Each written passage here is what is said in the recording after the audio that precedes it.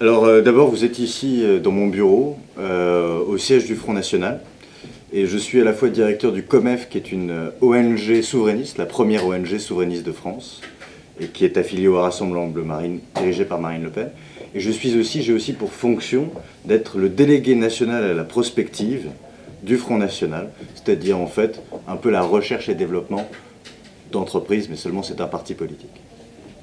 Alors le COMEF, qui est le collectif Mères et Francophonie et Départ, qui est devenu donc une ONG ensuite, a pour objectif en fait de tenir un discours sur les ressources et les atouts de la France dans le monde, et d'une France souveraine, parmi lesquelles forcément des ressources naturelles inexploitées, comme la mer. Il faut savoir que la France, on le sait assez peu, mais en fait les Québécois connaissent la France par l'Hexagone. Mais la France, elle est mondiale. On est aussi bien dans l'océan Indien avec Mayotte, qui est un département d'outre-mer, par exemple à l'île de la Réunion ou dans les Antilles françaises. Donc la France, c'est partout dans le monde. Elle a le deuxième territoire maritime au monde, après les États-Unis, juste après. Et elle a sa plus grande frontière avec le Brésil, par exemple, pas avec l'Allemagne. Donc on parle de ces atouts qui sont à la fois maritimes, des ressources naturelles inexploitées, et aussi de la langue française, qui est un vecteur d'influence, qui est un ferment d'identité, et qui est aussi un outil géopolitique, géostratégique et diplomatique qui n'est plus utilisé par la France depuis environ 30 ans. Et donc on va à la fois insister sur l'identité française qui est garantie en France par un usage de la langue française comme langue de la communication, langue de l'enseignement, langue du commerce, des affaires, etc., des arts et des lettres, mais aussi dans la diplomatie comme un espace de priorité diplomatique qui est celui de l'espace francophone, 450 millions d'habitants aujourd'hui dans le monde, bientôt 1 milliard.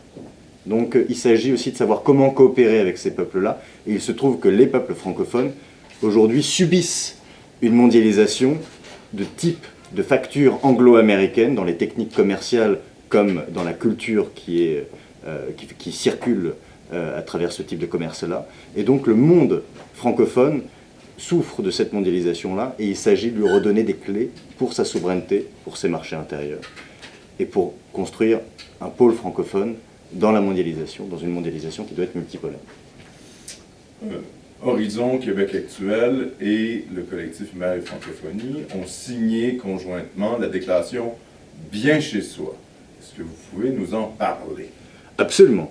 Il faut savoir que cette déclaration est née en août dernier, à la suite de plusieurs visites du collectif Mères et Francophonie auprès d'interlocuteurs africains, notamment d'Afrique subsaharienne. Alors Bien chez soi, c'est une déclaration internationale qui vaut pour tous les francophones qui se reconnaissent dans ces principes. Et ces principes sont extrêmement clairs en fait. C'est-à-dire que le monde francophone subit la décapitation de ses élites, à la fois par le commerce international de facture anglo-saxonne, le commerce néolibéral, qui empêche les marchés intérieurs d'advenir, notamment en Afrique subsaharienne, et qui aussi démantèle complètement les systèmes de production et de redistribution dans le Nord. Je pense au Québec, je pense à la France, à la Suisse, à la Belgique. Et il se trouve que cette déclaration Bien chez soi est à destination du monde francophone, et est là pour dire que nous n'avons pas besoin d'émigrer pour nous sentir mieux, pour développer nos pays, mais au contraire, nous avons besoin d'être chez nous, d'avoir une élite, d'avoir notre développement, d'avoir des marchés intérieurs, pour ensuite coopérer. Il faut d'abord être soi, pour ensuite aller vers les autres. Oui, alors cette importance est capitale. Alors on a souvent l'habitude de dire pour chaque sujet que chaque sujet est primordial, capital. Mais je vous invite, vous êtes québécois dans le continent nord-américain, et je vous invite à regarder les catastrophes d'une politique continentale qui enferme les pays sur un continent et qui les ferme à l'extérieur et au monde extérieur. Eh bien, nous avons, nous, au Front National, nous critiquons l'Union européenne qui tend à fédéraliser la France, qui tend à fédéraliser les pays d'Europe dans une unité non démocratique.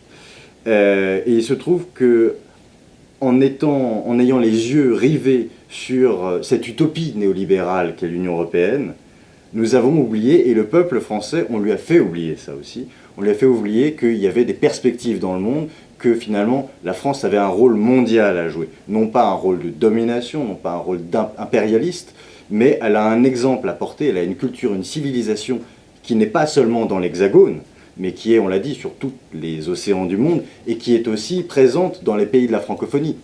Donc nous avons, entre le Québec et la France, quand le Québec rayonne, c'est la France qui rayonne aussi. Quand l'Afrique subsaharienne rayonnera, parce qu'elle sera peut-être moins prise dans le mal développement, qu'elle pourra se maîtriser son destin, eh bien, ce sera aussi la France qui rayonnera, puisque on nous promet 1 milliard de francophones d'ici à 2050, dont plus des 2 tiers seront en Afrique.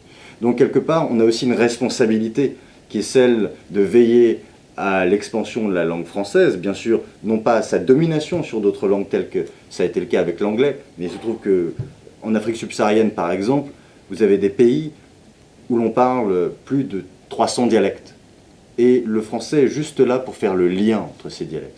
Donc il est là pour un instrument de coopération.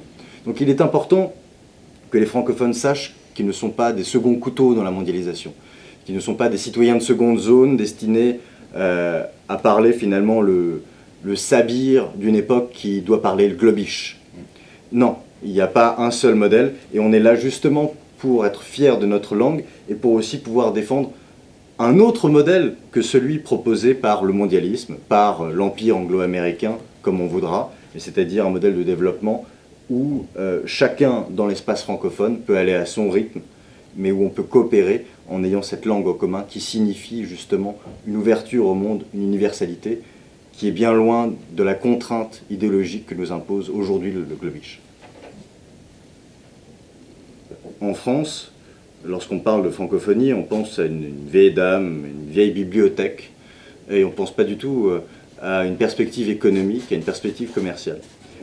C'est d'autant plus vrai que, notamment à HEC, l'École des hautes études commerciales notamment, on n'enseigne pas aux futurs entrepreneurs français, aux futurs meilleurs entrepreneurs de France, que le monde francophone est un espace de développement, un espace commercial. On leur apprend au contraire qu'il y a un seul espace, qui est celui de l'anglophonie. Et au contraire, s'il y a un espace anglophone qui fonctionne, parce que 2 pays qui partagent une même langue vont beaucoup plus commercer, je crois que des études disent que 2 pays partageant une seule et même langue commercent 65% de plus que s'ils n'en partageaient pas. C'est donc conséquent et énorme. En revanche, si certains pays ont su, comme le Royaume-Uni par exemple, continuer à commercer et à garder des liens linguistiques et commerciaux très forts avec le monde anglo-saxon, eh bien il se trouve que la France s'est retrouvée, et c'est ça l'opinion en tout cas du COMEF et je pense du Front National aussi, c'est que la France s'est retrouvée dans une situation totalement idéologique. Son commerce extérieur est géré de manière totalement idéologique. Je vous donne un exemple. C'était une époque coloniale, donc les chiffres sont à prendre avec douceur et avec dextérité. En 1960, avant les indépendances, il y avait 60% du commerce extérieur qui se faisait, qui se pratiquait en Afrique subsaharienne. Aujourd'hui, c'est 1%, c'est un peu moins d'1%.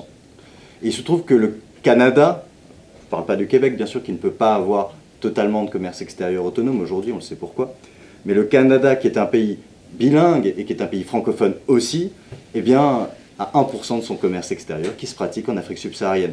Donc c'est quelque chose, cette idée qu'on devrait commercer avec les pays francophones parce qu'on est francophone, que le Front National porte, je pense que le Québec souverainiste pourrait porter justement, et il se trouve que la mondialisation contemporaine nous a justement jetés dans le mur, nous a pas permis de regarder nos intérêts en face. Nos intérêts sont de coopérer, de faire du commerce avec ces pays qui ont des, qui ont des correspondances avec nous, qui ont des complémentarités avec nous. Nous avons des capacités, nous avons de la science, nous avons beaucoup de nouvelles technologies dans le Nord francophone. Paradoxalement, nous sommes aussi de plus en plus désindustrialisés. Et le Sud francophone, quant à lui, recèle d'autres climats, ce qui est intéressant aussi, et recèle des matières premières et a d'autres besoins. Donc c'est un nouvel espace de croissance, je pense. Je vous invite aussi à considérer les rythmes de croissance de l'Afrique francophone, c'est 5,7% de croissance depuis 5 ans. Bien sûr, il n'y a pas de développement du secteur secondaire, mais on voit là un dynamisme très fort. Et il se trouve que si on manque, Français, Québécois, ce train de la croissance francophone, qui se passera notamment en Afrique subsaharienne, eh bien je pense que ce sera d'autres pays, la Chine, ce sera les États-Unis, qui viendront transformer ces pays-là, et avec leur idéologie. Je pense que cette croissance francophone, il faut aussi la guider dans le sens des nations et dans le sens des marchés intérieurs. Et c'est là qu'on pourra faire ce commerce, ces innovations et ces entreprises dans cette économie francophone.